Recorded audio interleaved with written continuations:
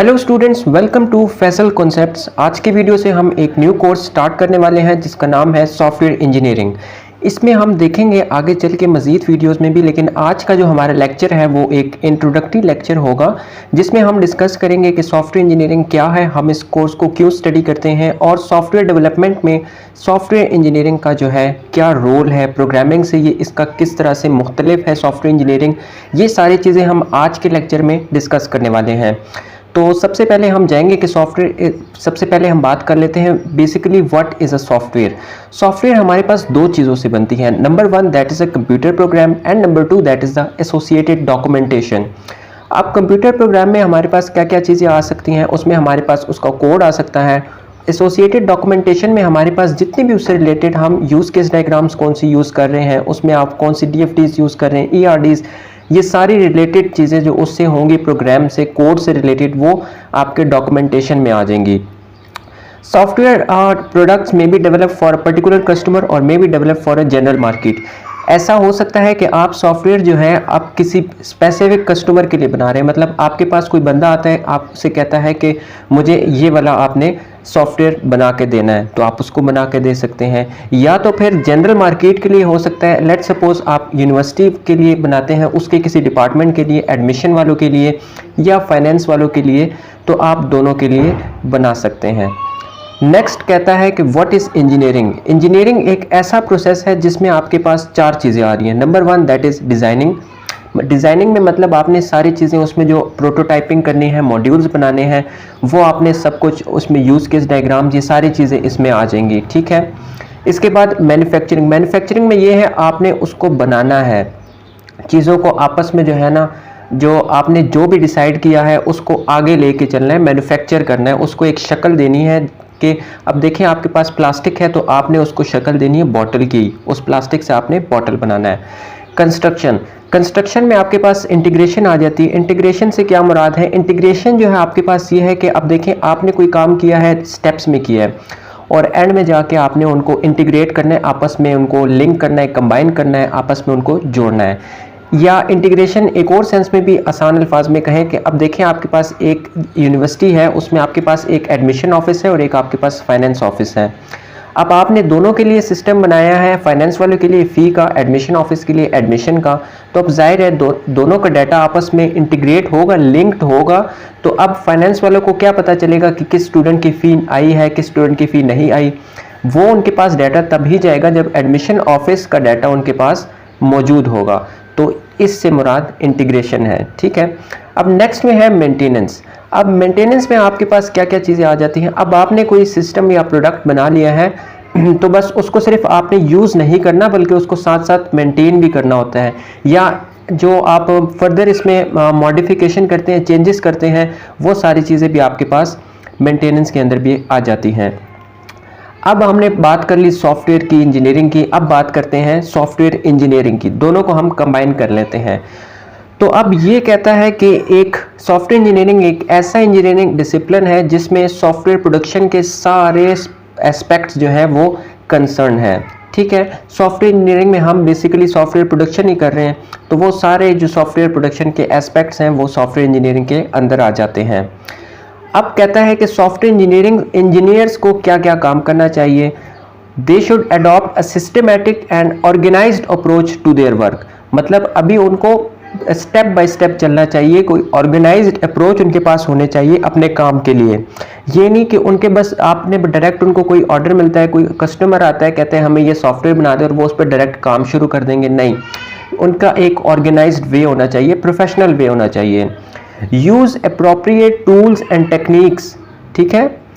मतलब उनको जो है प्रॉपर किस्म के टूल्स और टेक्निक्स यूज़ करने चाहिए। मतलब इसमें आपने टूल्स की बात कर लेते हैं, तो अब देखें कि अब जो है आपके पास कौन सी टेक्नोलॉजी है, कौन सी जो टेक्निक्स में है, वो कौन सी मेथडोलॉजी है, कौन से प्रोसेस मॉडल्स उसमें आपने यूज़ करने हैं, डिपेंडिंग ऑन द। अब ये दो चीज़ें जो हैं किस चीज़ पे डिपेंड कर रही हैं? The problem to be solved, ठीक है। अब मतलब वो प्रॉब्लम्स पे डिपेंड करेगी कि कौन सी प्रॉब्लम आपके पास आई है, उसकी कम्प्लेक्सिटी कैसी है, ठीक है, सिंपल है या ज़्यादा कॉम्प्लेक्स है। द डेवलपमेंट कंस्ट्रेंट्स, मतलब उस पे जो है आपके कंस्ट्रेंट्स कौन से लगे हुए हैं, लिमिट्स कौन से लगे हुए हैं। एक्सेस लिमिट्स होते हैं, इन्वायरमेंट कंस्ट्रेंट्स होते हैं, तो इन चीज़ों को भी सामने रखना होगा। द रिसोर्सेज अवेलेबल, अब देखिए रिसोर्सेज की भी बात बहुत ही इंपॉर्टेंट है। अब आपके पास कोई वो टेक्नोलॉजी अवेलेबल नहीं है या आपके पास वो डेवलपर अवेलेबल नहीं है, आपको कोई बंदा आके कहता है कि मुझे ये सॉफ्टवेयर चाहिए फ्लटर के अंदर, लेकिन आपके पास जो डेवलपर है वो आपके पास C++ या पाइथन के अंदर मौजूद है, फ्लटर का आपके पास डेवलपर नहीं है, तो ये सारी चीज़ें आपके पास रिसोर्सेज में आ जाती हैं। तो आपने इन चीज़ों का ख्याल रखना है टूल्स और टेक्निक्स को अप्लाई करते हुए या चूज़ करते वक्त।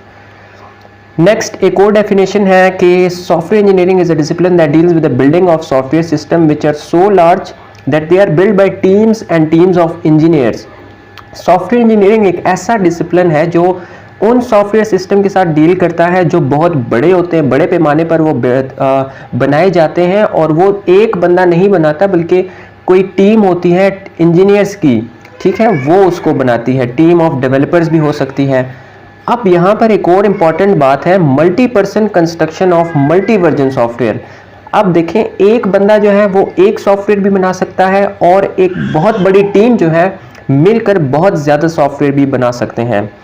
सॉफ्टवेयर इंजीनियरिंग की एक और जो है डेफिनेशन है फर्दर एक्सपेंड कर दी गई है, that a discipline whose aim is the production of. अब इसका है कि सॉफ्टवेयर इंजीनियरिंग का पर्पस क्या है, is the production of fault free software, मतलब उसमें किसी किस्म की खामी या ख़राबी नहीं होनी चाहिए, किसी किस्म के एरर्स या बग्स नहीं होने चाहिए।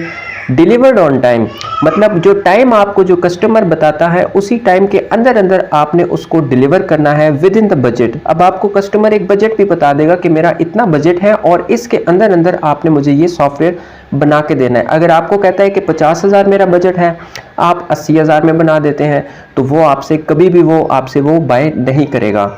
That satisfies the users needs, मतलब उसकी नीड्स को भी सेटिस्फाई करे। अब हो सकता है उसने आपसे एक ब्लैक बोर्ड बनवाना हो, उस पर उसने स्टूडेंट्स के लिए बना रहा है और आप उसको सिर्फ फैकल्टी के लिए बना देते हैं, तो उसको सेटिस्फेक्शन नहीं मिलेगी, तो वो आपसे कभी भी नहीं लेगा। Furthermore the software must be easy to modify when the users needs change. अब देखिए अब ब्लैक बोर्ड के अंदर भी दिन ब दिन जो है फर्दर नए नए फीचर्स ऐड होते हैं, तो अब उसको मॉडिफिकेशन का फीचर भी उसमें आपने ऐड करना है और वो आसान रखना है जब भी यूज़र को ज़रूरत पड़े किसी किस्म की भी उसमें चेंज करने के लिए। अब अगर आप उसमें फीचर ही नहीं ऐड करेंगे तो वो कभी भी उसको चेंज ही नहीं कर पाएगा। अब कहता है software engineering and system engineering. अब दोनों को जो है अब देखना है। सॉफ्टवेयर इंजीनियरिंग जो है आपके पास कंसर्न है all the aspects of computer based system, ठीक है, जितने भी कंप्यूटर बेस्ड सिस्टम है उसके साथ सॉफ्टवेयर इंजीनियरिंग का ताल्लुक है। Development including hardware and software, तो डेवलपमेंट में जाहिर बात है आप कोई सॉफ्टवेयर यूज़ करेंगे और हार्डवेयर भी जाहिर बात है हार्डवेयर के अंदर आप सॉफ्टवेयर यूज़ करेंगे, तो दोनों चीज़ें इसमें इन्वॉल्व होती हैं। एंड प्रोसेस इंजीनियरिंग, अब प्रोसेस इंजीनियरिंग में आपके पास डिफरेंट मुख्तलिफ जो है, बेसिकली इसमें एक प्रोसेस इंजीनियरिंग से ये भी मुराद है कि एक सिस्टमेटिक वे है सॉफ्टवेयर इंजीनियरिंग, और दूसरा ये कि इसमें मुख्तलिफ प्रोसेस मॉडल जो यूज़ करेंगे उसकी बात कर रहे हैं। सॉफ्टवेयर इंजीनियरिंग जो है इसी प्रोसेस इंजीनियरिंग का पार्ट है। अब next information technology. IT is a computer-based system that has the capability to accept, manipulate and output information. Very true. IT जो है एक ऐसा कंप्यूटर बेस्ड सिस्टम है जिसके पास कैपेबिलिटी है कि वो इंफॉर्मेशन को एक्सेप्ट करे, उसको मैनिपुलेट करे, मतलब मॉडिफाई करे और कंट्रोल करे, और जो भी आउटपुट उसका डिजायर्ड आउटपुट हो वो आपको दे। A technology that merges computing with high speed communication links carrying data, sound and video। जाहिर बात है अब टेक्नोलॉजी में आप बहुत सारी चीज़ें यूज़ कर सकते हैं। नेटवर्किंग को थोड़ा सा इसने इसके साथ रिलेट किया है कि आपके पास जो उसमें हाई स्पीड कम्युनिकेशन लिंक्स होते हैं उससे आप क्या क्या कैरी कर सकते हैं। वो डाटा हो सकता है, साउंड हो सकता है, मतलब ऑडियो हो सकती है, और या फिर वो वीडियो हो सकती हैं। नेक्स्ट बात करता है इंफॉर्मेशन सिस्टम। अब जो है कहता है कि आपके पास इंफॉर्मेशन जो IT टेक्नोलॉजी है, इंफॉर्मेशन टेक्नोलॉजी, उसका एक स्पेसिफिक पर्पस होता है। इट इज़ कंपोज्ड ऑफ, उसमें क्या क्या चीज़ें आती हैं। सबसे पहले नंबर पे उसका एक पर्पस होता है, ऑब्जेक्टिव होता है, मतलब आप उसको क्यों यूज़ कर रहे हैं, किस लिए यूज़ कर रहे हैं। दूसरा उसमें इन्वॉल्व होते हैं पीपल, जाहिर बात है अब पीपल उसमें इन्वॉल्व होंगे जो उसको ऑपरेट कर रहे होंगे, डिफरेंट प्रोसीजर्स होंगे, मतलब कि आप कौन सी मेथडोलॉजीज उसमें यूज़ कर रहे हैं, और आगे फिर डाटा होगा, आप जो कम्युनिकेशन में जो ट्रांसमिट कर रहे हैं वो क्या चीज़ है, दैट इज़ डाटा और इन्फॉर्मेशन। और एंड पे आप इंफॉर्मेशन टेक्नोलॉजी को यूज़ करके उस डाटा को आप ट्रांसमिट कर रहे हैं। तो ये सारी चीज़ें आपकी आ जाती हैं इंफॉर्मेशन सिस्टम में। अब बात कर लेते हैं software engineering is not programming. Very true, software engineering सिर्फ ही प्रोग्रामिंग नहीं है, ठीक है, इसमें कोडिंग आ जाती है कुछ हद तक, ज़्यादा नहीं। अब प्रोग्रामिंग जो है हम किस लिए यूज़ करते हैं, वो स्मॉल प्रोजेक्ट्स के लिए यूज़ करते हैं, और एक बंदा होता है उसमें जो डेवलपर होता है या प्रोग्रामर होता है। अब आप वो बनाते हैं जो आप चाहते हैं, ठीक है। वन प्रोडक्ट, सिर्फ एक प्रोडक्ट एट ए टाइम आप डेवलप करते हैं या बनाते हैं। फ्यू सीक्वेंशियल चेंजेस, मतलब आप उसमें सिर्फ कुछ हद तक थोड़ी सी चेंजेस करते हैं। शॉर्ट लिव्ड, कुछ टाइम के लिए बनाते हैं। चीप होता है, ज़्यादा एक्सपेंसिव नहीं होता, कॉस्टली नहीं होता। स्मॉल कॉन्सिक्वेंसेज, मतलब कि अगर आप कोई प्रोडक्ट आपने बनाया है वो फेल हो जाता है तो उसके ज़्यादा कुछ कॉन्सिक्वेंसेज नहीं होते। So as compare to the programming, अब अगर हम इंजीनियरिंग की बात कर लें, इंजीनियरिंग हम तब यूज़ करते हैं जब हमारे पास बड़े प्रोजेक्ट्स आते हैं। उनको डेवलप कौन करता है, टीम्स होती हैं, teams of the engineers, teams of the developers. तो अकेला बंदा जो है वो डेवलप नहीं कर रहा होता उस प्रोडक्ट को, बल्कि टीम्स इन्वॉल्व होती हैं इंजीनियरिंग में, सॉफ्टवेयर इंजीनियरिंग में। बिल्ड व्हाट दे वांट, आप अपनी मर्जी नहीं करेंगे, जो आपके कस्टमर हैं, जो आप उनसे रिक्वायरमेंट्स लेंगे उसके मुताबिक आप बिल्ड करेंगे उनका प्रोडक्ट या प्रोजेक्ट, ठीक है। फैमिली ऑफ प्रोडक्ट्स, एक टाइम पे आप मल्टीपल प्रोडक्ट्स भी डेवलप कर सकते हैं। मैनी पैरेलल चेंजेस, अब देखें अगर आप एजाइल प्रोसेस मॉडल यूज़ करने साथ साथ भी आप चेंजेस कर रहे हैं, बहुत काफ़ी सारे चेंजेस आप कर सकते हैं। लॉन्ग लिव्ड, मतलब आप जो है उसको लॉन्ग पीरियड के लिए बना रहे हैं उस प्रोडक्ट को। कॉस्टली इसलिए हो सकता है कि अब देखें, अभी आपने एक प्रोजेक्ट बना लिया है, सिस्टम बना लिया है या बना रहे हैं, साथ साथ आपको कहते हैं कि आपके जो कस्टमर है कि भाई ये चीज़ मुझे पसंद नहीं, ये चीज़ जो है थोड़ी सी चेंज कर दो, मॉडिफाई कर दो।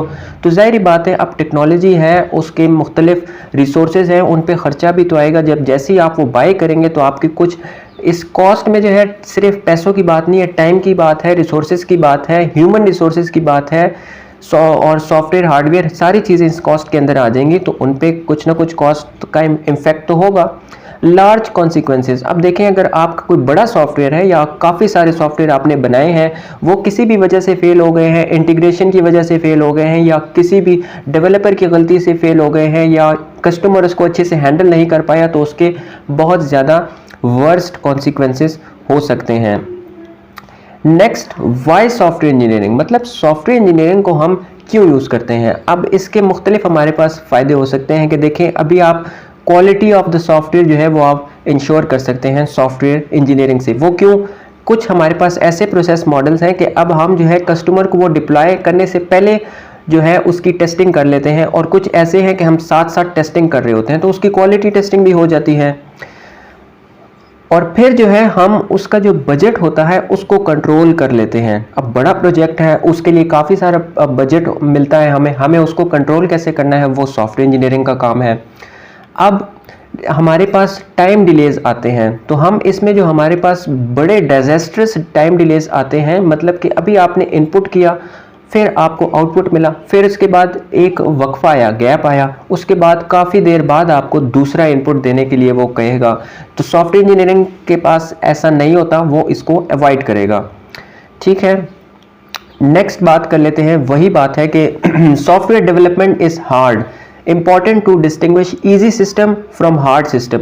अब ईजी सिस्टम और हार्ड सिस्टम दोनों में जो फ़र्क है वो जो है आपको सॉफ्टवेयर इंजीनियरिंग बताता है। अब इजी सिस्टम्स क्या होते हैं, इजी सिस्टम्स ये होते हैं कि आप सिर्फ एक प्रोडक्ट बना रहे हैं और एक ही डेवलपर उसको बना रहा है, that is called easy system. Hard systems की बात कर लेते हैं तो उसमें आपके पास बहुत सारे मल्टीपल प्रोडक्ट्स हैं, मल्टीपल डेवलपर जो है उसको बना रहे हैं, और उसके यूज़र्स भी मल्टीपल होंगे, ठीक है। लेकिन यहाँ पर जो प्रॉब्लम मैटर करती है दैट इज़ कम्प्लेक्सिटी। अब अगर आप दे देते हैं, एक डेवलपर है, आप उसको कोई मुश्किल प्रोडक्ट बनाने के लिए दे देते हैं तो वो नहीं बना पाएगा। अब मल्टीपल डेवलपर्स हैं, मतलब मुख्तलिफ स्किल्स के लोग हैं वहाँ पर, तो आप उन्हें प्रोडक्ट देंगे। अब एक बंदा जो है वो कहेगा यार मेरी इसमें स्किल्स हैं, मेरी इस पर स्पेशलिटी है, तो मैं ये बना दे, दूसरा कहेगा मैं ये बना दे, तो काम उसमें जो है डिवाइड हो जाएगा, तो वो काम आसान हो जाएगा। Why software engineering, software engineering में many sources but size is the key. Size जो है वो मैटर करता है सॉफ्टवेयर इंजीनियरिंग में। अब कहता है कि Unix contains 4 million lines of codes, Windows contains 2000, Windows 2000 contains 10 raise to power 8 lines of code, बहुत ज़्यादा है, ठीक है। Small boats, ships, aircraft, carriers, इन सब के जो है साइज जो है वो मैटर करते हैं, ठीक है। Required resources, effort, expertise all very, मतलब जितने आपके पास रिसोर्सेज हैं आप उनको यूटिलाइज करने के लिए जो एफर्ट करते हैं, आपके उनको यूटिलाइज करने के लिए आपकी एक्सपर्टीज क्या है वो वेरी करती हैं from developer to developer, from engineer to engineer. So software engineering is all about managing this complexities. Software engineering ये सारी कॉम्प्लेक्सिटीज जो है उनको मैनेज करता है। अब यहाँ पर बात की है software may be to the 21st century what chemistry was to the 19th and electricity to the 20। ये जो है वैसे ही जो है ना इन्होंने बस एक स्टैटिस्टिक्स बताई हूँ, इसको ज़्यादा आपको देखने की ज़रूरत नहीं है। अब यहाँ पर जो है कुछ एग्जांपल्स ये आपको देते हैं, इसको आप ना देखें, और ये जो कुछ एग्जांपल्स हैं वैसे ही आप अपनी नॉलेज के लिए देख लें कि सॉफ्टवेयर इंडस्ट्री का जो नेटवर्थ है वो वक्त के साथ साथ किस तरह से बढ़ता जा रहा है। 1994 में $208.6 बिलियन, 1995 में $229 बिलियन, 2000 में $300 बिलियन। देखें 208 से कुछ ही साल में 6 साल हुए टोटल, उसमें जो है कितना बढ़ गया है। इसके बाद अब यूएस सॉफ्टवेयर इंडस्ट्री की जो कंट्रीब्यूशन वो बता रहा है वो 1999 में $13 बिलियन बता रहा है, और फिर जाके वो 2000 में उसमें मज़ीद इजाफा हो गया है, वो $20 बिलियन से भी ज़्यादा उसमें इजाफा हो गया है। तो ये सारी स्टैटिस्टिक्स हैं, सॉफ्टवेयर इंजीनियरिंग के नेटवर्क की बातें हो रही हैं। ब्राज़ील में देखें कि अब जो ईयरली रेट है वो 700% है 1991 से, ठीक है, सॉफ्टवेयर ग्रोथ। और अब देख लें कि 1996 में सिर्फ जो कंप्यूटर साइंस PhDs थे वो लोग, उनकी तादाद जो थी वो 400 थी। अब देख लें कि बस 400 जो हैं आपको जगह जगह पे मिल जाते हैं, काफ़ी तादाद बढ़ गई है अब इनकी भी।